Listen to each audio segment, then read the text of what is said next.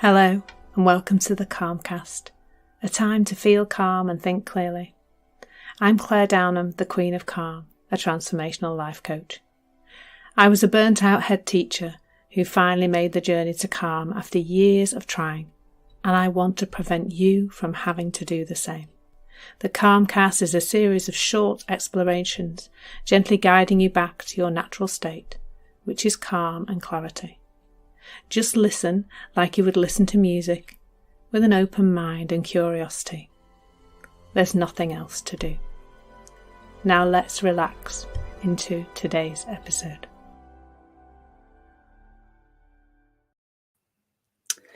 So today I've entitled it A Story of Stress Management because I'm really interested at the moment in what is going on in the world of stress management. And so I thought it would be helpful to share my own journey of stress management. And I'm not really 100% sure where I started. I guess it's kind of stress management combined with self-development and where that all started. I years and years ago, like many people who start on some kind of spiritual or self-development journey, I read The Secret. So please do drop in and let me know if you've read that book too or listened to it. I think I probably listened to the book, might have read it, and also watched the movie, which is interesting.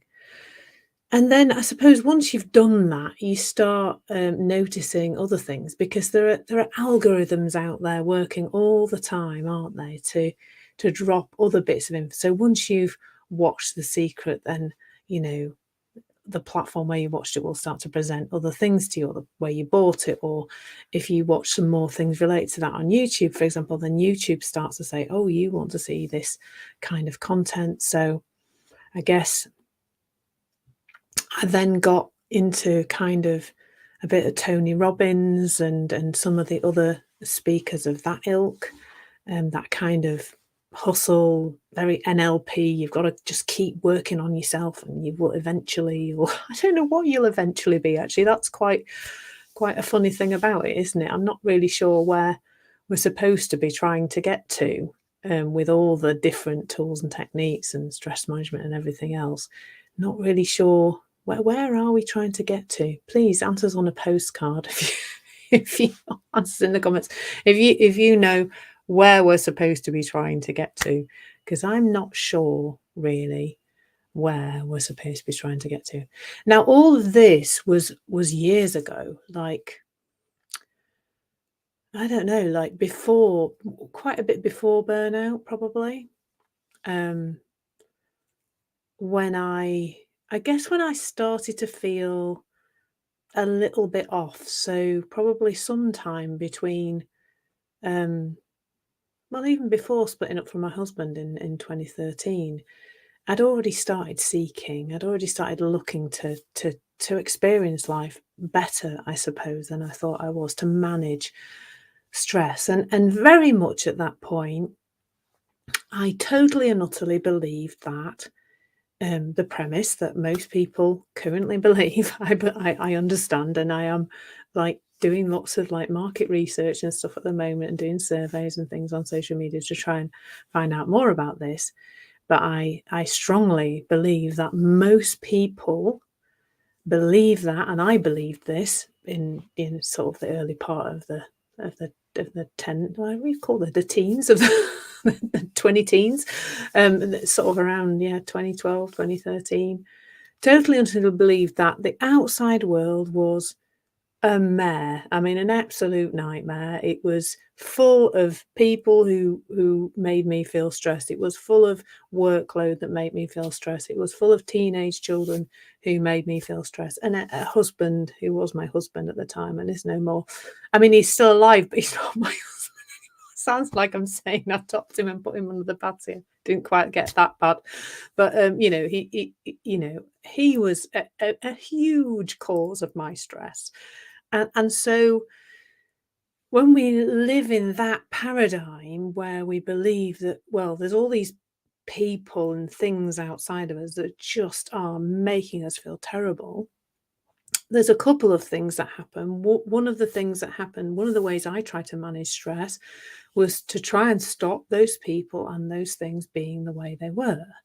So that involved a lot of arguments, a lot of telling people in my life to be different or trying to get them to be different, and also a lot of kind of trying to get my situation to be different. And that really came to a head when after splitting up from my husband, which was completely the right thing for everybody, actually, even though I wasn't in a good place when I made that decision, it was the right thing for everybody concerned. My kids, my husband, and I are all a lot happier now, and a lot more. Yeah, we've all found better paths for ourselves and found love in a better way, I think. So then, so it was after that I started to feel a little bit off in my job, and I tried a bit of stress management. I tried to kind of shake it off, but it was already looked like my job was not for me anymore. This is my first headship that I did for 4 years, and so because at that point I was so outside in, it looked like I needed to make yet another change because. But I mean, when I look back at that and I think, why would anybody who's just split up from their husband and become a single parent and has an awful lot of things to do anyway, why would that person take a promotion? It's completely insane. So one of the things I was doing there was moving stuff around to try and manage my stress, changing things, getting away from things. And so that meant that.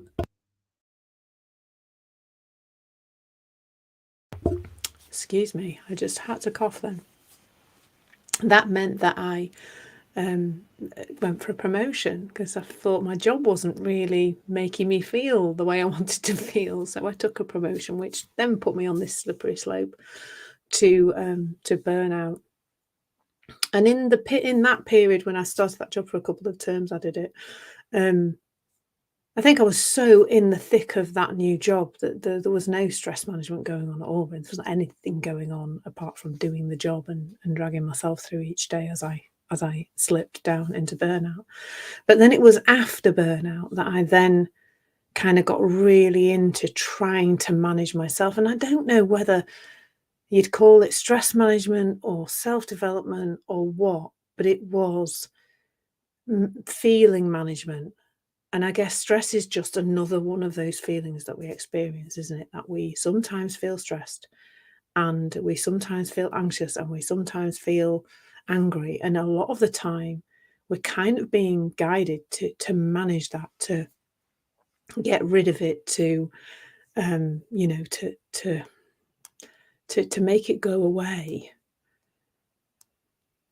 endlessly, really. And I'd love to hear from you if you've got particular things that you do when you're feeling stressed. Now, this is never a conversation about not doing something that makes sense to you in the moment. But what I'm pointing to really is that what we do in the moment is more or less effective depending on whether we understand the system and how it works. So a great metaphor for this is your car. If your car starts making a really dodgy noise and you open the bonnet and you know nothing about the workings of that vehicle, then you will be putting oil in the screen wash and screen washing where the fuel's supposed to go, and you'll be pulling cables and with your spanner doing things, and you'll cause total havoc. And you might chance upon the right thing to do to make your car work better, but there's a good chance you'll do more harm than good. So, and that's because you're not, well, you might be a mechanic. If you're listening to this and you are a mechanic, clearly you'll be doing a better job of this than anybody else. And the metaphor doesn't quite work. But for most of us who are not mechanics and don't understand the working of our vehicle, we can probably do more harm from good if we don't get out the manual and go, right, look at the picture of the engine, right, that's where the screen wash goes, that's where I need to put that, this is where the oil goes.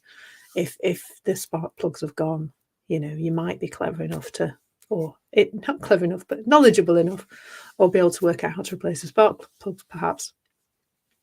Personally, I would take that to a mechanic. But it would be possible for you to study car mechanics, I don't know what the word is. Anyway, you'd be able to study how to fix your car, and eventually you would be able to do all sorts of different things on your car to fix it. Now, the problem with all the stress management things is that usually we're doing them because somebody else has told us to do them. Like a lot of the things I did to try and manage myself, to try and feel better, were things I read in books that other people told me to do, without really understanding why they worked, did they work, were they the right thing for me, not really understanding what was going on inside me before I then did those things. And what's changed now, that if I do feel a little bit riled up, I would never say that I actually feel stressed, ever, actually. I sometimes get momentarily a bit riled up about something. Now, what I understand about what's happening inside me now means that what I do off the back of that is it might be sometimes some of the things that I would have done before, but from a very different place. So, for example, now, if I'm in a difficult conversation, I had one last week, I tried to get my feet. So when I started this conversation, my legs crossed, and I uncrossed my legs and put my feet on the floor, because the minute I put my feet on the floor, I notice that I feel more present and I feel more grounded. And I'm doing that because I know the feeling is letting me know that my state of mind is off. And that's the difference. It's coming from, I know that my thinking is mixed up past and future. It's a bit of a mess. It's not in the moment. I'm doing judgment, or I'm doing something that's not particularly part of this conversation. And that's what's making me feel uncomfortable. It's my thinking about the person and what they're saying. It's not coming from them. And it's not something that's wrong with me. Momentarily, I have ropey thinking, and I'm feeling that. And when I put my feet on the floor and I just take a breath for a minute, that seems to help me. Now, what you choose to do when you know what's happening inside your system may be different. And that's all I'm saying, really. That's all I'm ever saying, is learn how it works.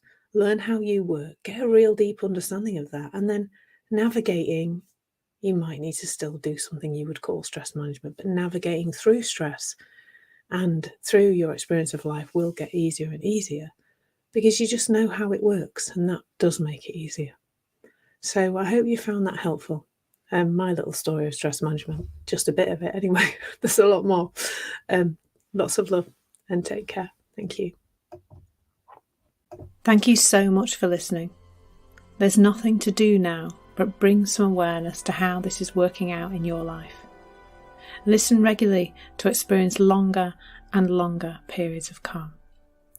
This has been the Calmcast with Claire Downham, Queen of Calm. Take care and keep listening.